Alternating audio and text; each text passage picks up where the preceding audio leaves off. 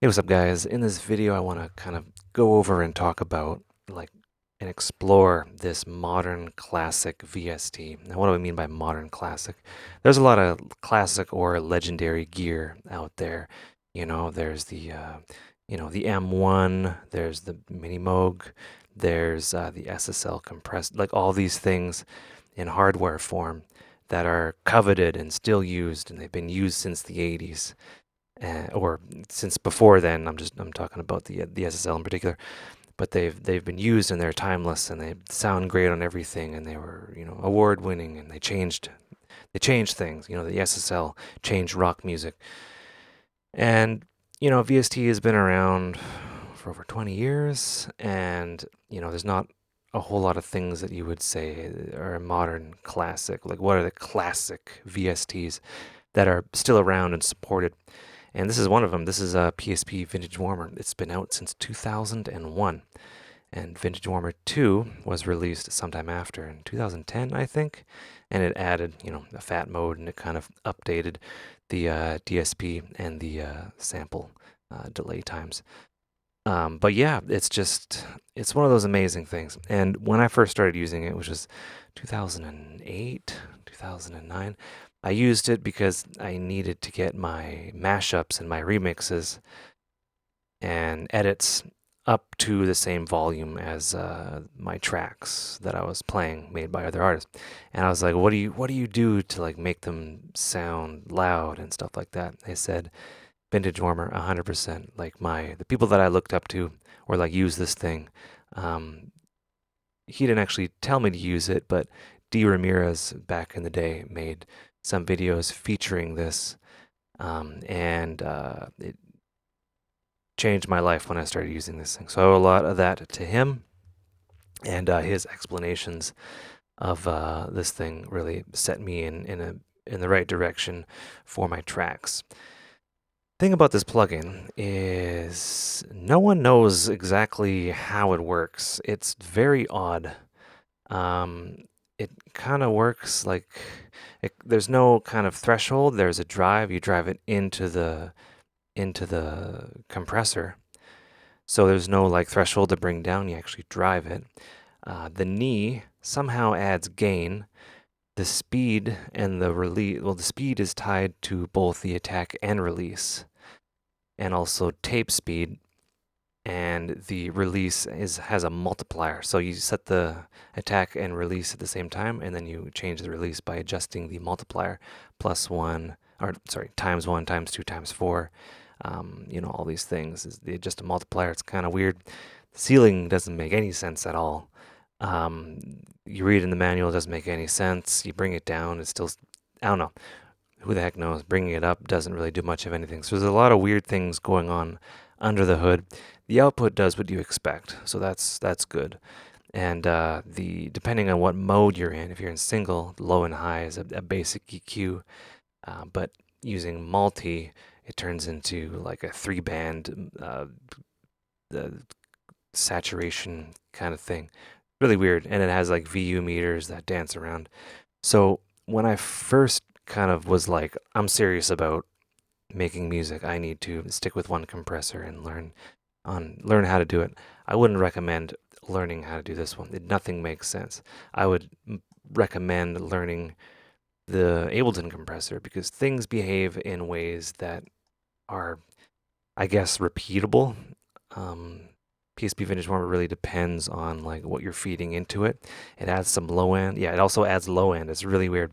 But yeah, the Ableton compressor adds the Ableton compressor acts in a way that you think it would. Automatic makeup gain, output, variable ratio, I guess what you'd call a visible, oh, sorry, a visible knee, right? The knee is like in dB, the knee in the PSP is a value between 0 and 100.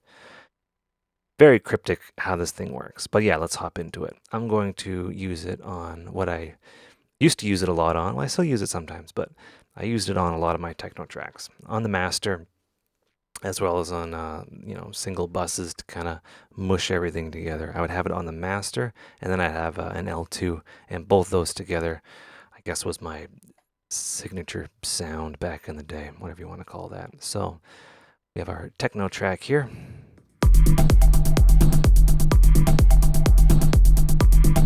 Right, and I have the kick and bass group and a vintage warmer on top of that. So basically, starting out, you have your drive, which drives it, so you can tell it doesn't sound like a compressor. And then you have your knee. So shout outs to D. Ramirez. Thank you so much for the videos. Really kind of demystified a lot of things, and kind of, I guess it's one of those videos that inspired me to make videos and to make music and stuff like that. I was like, it's that easy. Like, it's not like nothing. I thought that everything was like this weird secret. And yeah, I've recently checked out his videos, and he's moved on to Ableton from Logic. So good choice there. Anyway, he explained that basically because there's gain when you increase the knee only slightly, the knee is just a great kind of first thing to move. Basically, you're moving this knob and this knob, essentially. Right? So changing the value of the knee, air quotes, adds gain. And who knows what's going on there. And then with the drive, you see 1 dB of gain reduction. And then we'll A-B it. And what I'll do is I'll just bring it down. Bring it down so they're roughly the same volume.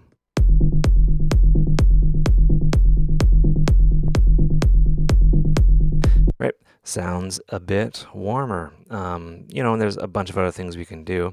We can get the modern version, which came out in 2010. And this is the one that is more of a multi-band mode. Namely this little fat switch down here. So we go multi and fat.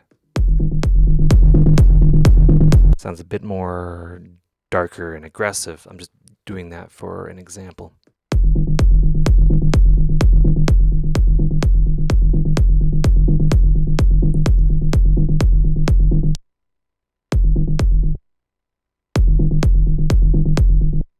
So what does the speed do? The speed adds some tape saturation and as well as attack and release.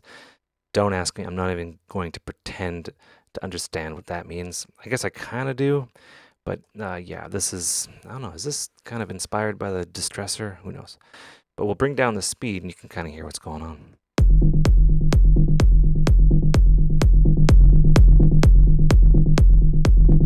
Now we're losing some quality here. It's getting really smudgy.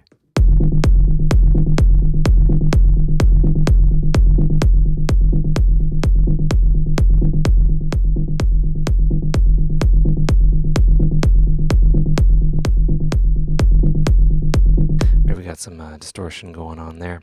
I'll give you an example of what the ceiling does.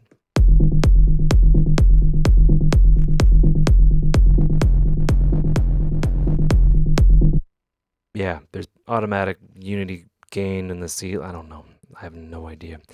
But yeah, typically I wouldn't go all the way to 0 for the speed. I have it set to 100 and then increase the knee to taste.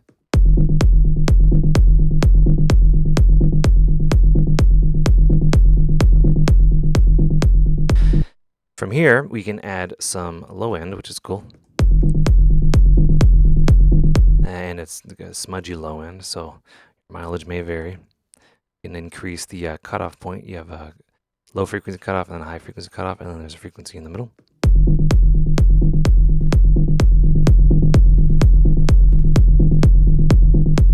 So you get an overall kind of shelf, I guess. But what I would do, I'm just remembering now, is I wouldn't touch the low end because the low end goes up as you drive. I would add some high end for like a sheen.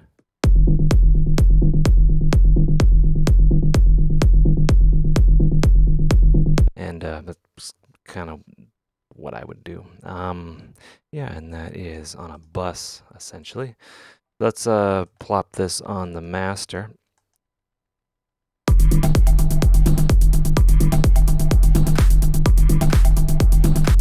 All right, So let's get this going on in here. I'm going to use Vintage Warmer 2, high quality multi-fat.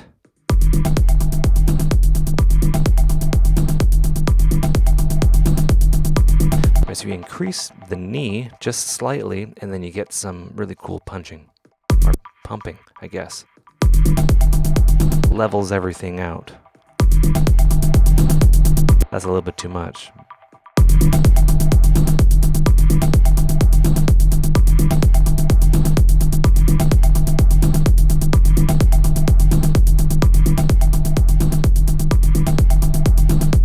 So let's kind of see what's going on here.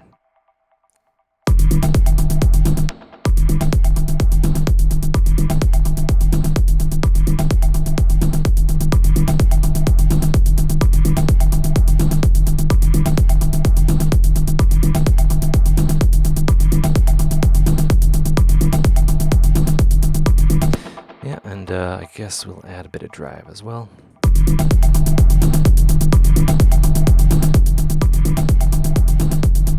And it just makes things sound, I guess, aggressive, vintage, and warm. And this is basically what I would do.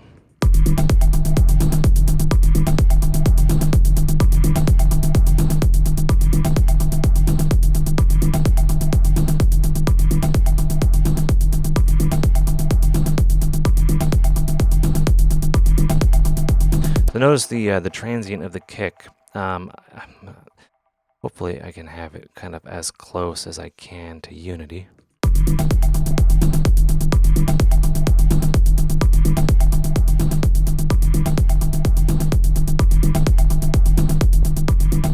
All right, so you notice how it just kind of smooths everything out. And that's why on the master I would add a bit of high end.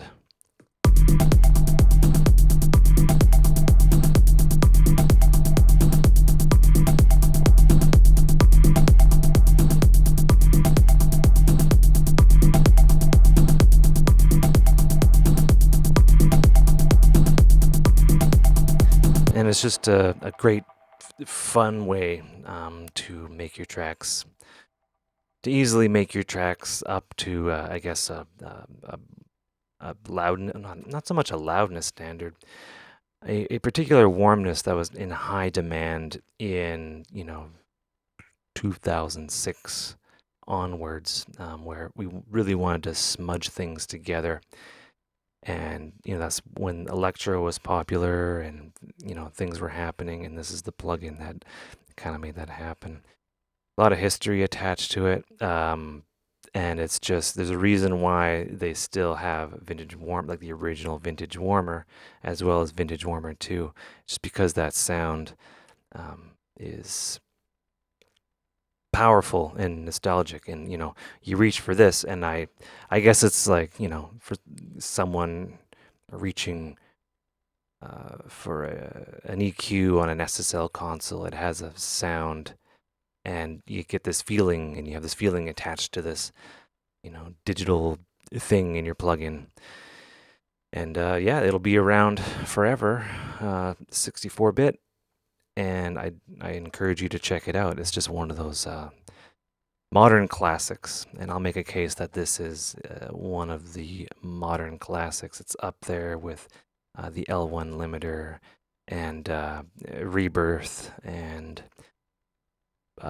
Silent 1, that's going to be, and Massive. These are all going to be these classic things, classic plugins that we'll look back on and be like, hey, we're all running on like teraflop computers and, a bit rate, or a bit, I don't even know. Like when we're just doing some crazy stuff, we'll want to go back and like, oh, we want that like harsh digital sound of Silent 1, nothing else nowadays. Everything has too much clarity, as an example. Anyway, well, it'll be like us coveting like the JP8080 or the Korg M1 or the SP1200. Those imperfections make it sound timeless. Anyway, I've rambled on long enough. Hope you guys enjoyed the video. Take care and have a good one.